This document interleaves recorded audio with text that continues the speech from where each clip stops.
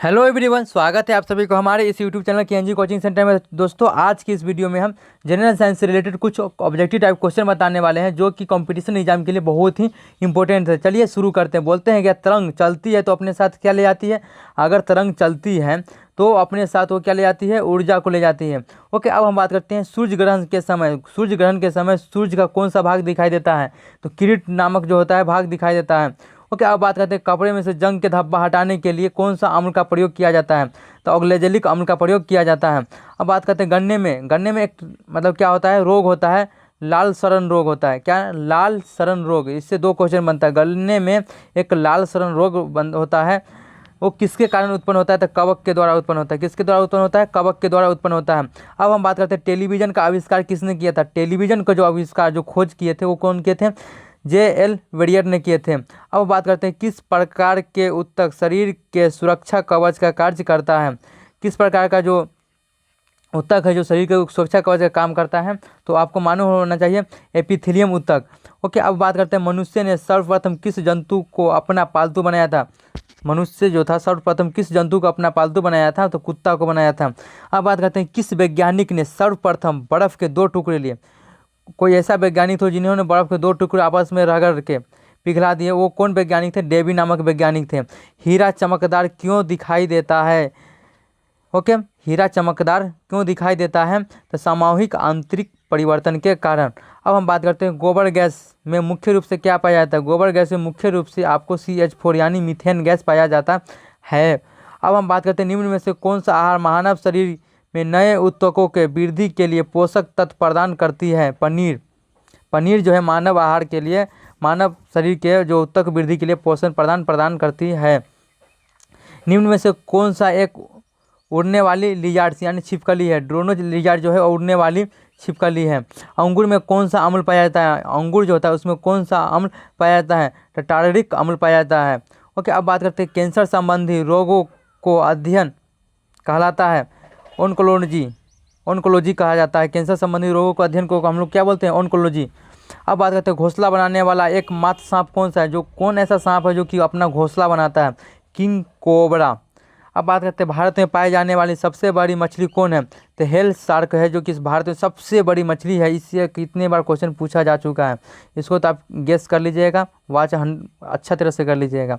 अब बात करते हैं दालें किसका एक अच्छा स्रोत होती है? दालें जो होती है किसका एक अच्छा स्रोत होती है? प्रोटीन की। अब बात करते हैं देसी घी में से सुगंध क्यों नहीं आती है? देसी घी होती है उसमें से सुगंध क्यों नहीं आती है? डाई एसिटिक अम्ल के कारण। ओके, डाई एसिटिक के कारण। अब बात करते हैं इंद्रधनुष में किस रंग का विक्षेपण अधिक होता है? लाल रंग का जो होता है इंद्रधनुष में, लाल रंग का जो होता है विक्षेपण अधिक होता है। सूर्य की किरणें में कितने रंग होते हैं? सूर्य की किरणें में कितने रंग होते हैं? आपको मालूम होना चाहिए, 7। अब बात करते हैं टाइपराइटर मतलब जिसको बोलते हैं टंकन मशीन का आविष्कार किसने किए थे? सोल्स ने किए थे। अब बात करते हैं सिरका को लैटिन भाषा में क्या कहा जाता है? सिरका जो होता है उसको लैटिन भाषा में क्या कहा जाता है? एसिटम। ओके, अब हम बात करते हैं 23 नंबर में। 23 नंबर में क्या है लिखा हुआ कि देखिए, दूध की शुद्धता का मापन किस यंत्र से किया जाता है? तो लैक्टोमीटर से किया जाता है। दूध का जो प्योरिटी मतलब शुद्धता ज्ञात करने के लिए लैक्टोमीटर का उपयोग किया जाता है। उसी के द्वारा उसका शुद्धता यानी प्योरिटी ज्ञात किया जाता है। ओके, अब हम बात करते हैं पृथ्वी पर सबसे अधिक मात्रा में पाए जाने वाला धातु तत्व कौन सा है? पृथ्वी पर सबसे अधिक मात्रा में पाए जाने वाला धातु तत्व कौन सा है? एल्यूमिनियम। एल्यूमिनियम जो है पृथ्वी पर सबसे अधिक पाए जाने वाला धातु तत्व है। मोती। अब बात करते हैं 25 नंबर। मोती मुख्य रूप से किस पदार्थ का बना होता है? कैल्शियम कार्बोनेट का बना होता है मोती। ओके, इसको भी देख लीजिएगा आप लोग थोड़ा अच्छी तरह से। अब बात करते हैं मानव शरीर में सबसे अधिक मात्रा में कौन सा तत्व पाया जाता है? मानव शरीर जो होता है उसके अंदर सबसे अधिक जो कौन सा तत्व है पाया जाता है? ऑक्सीजन। ओके, ऑक्सीजन के बिना ह्यूमन का लाइफ क्या है? इंड है। अगर ऑक्सीजन नहीं रहेगा तो ह्यूमन लाइफ जीवन नहीं रह पाएगा। ओके, अब बात करते हैं आम का वनस्पति नाम क्या है? आम का जो वनस्पति नाम क्या है? Mangifera indica. Botanical name of mango Mangifera indica. Okay, अब बात करते हैं कॉफ़ी पाउडर के साथ मिलाया जाने वाला चिकोरी चूर्ण प्राप्त होता है जड़ों से। कॉफ़ी में जो पाउडर मिलाया जाता है चिकोनी चूर्ण एक पाउडर है, वो कहाँ से प्राप्त होता है? तो आपको मालूम होना चाहिए जड़ से। ओके, अब हम बात करते हैं 29 नंबर में। 29 नंबर में क्या लिखा है, विटामिन सी का सबसे अच्छा स्रोत क्या है? आंवला। आंवला जो है विटामिन सी का सबसे अच्छा स्रोत है। उसके बाद नींबू। अब हम बात करते हैं सबसे अधिक तीव्रता की ध्वनि कौन उत्पन्न करता है? सबसे अधिक तीव्रता की ध्वनि जो कौन उत्पन्न करता है? बाघ।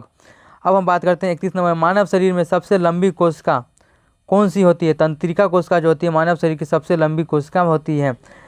ओके, अब हम बात करते हैं दांत मुख्य रूप से किस पदार्थ के बने होते हैं? दांत जो होते हैं किस प्रकार से बने, पदार्थ के बने होते हैं?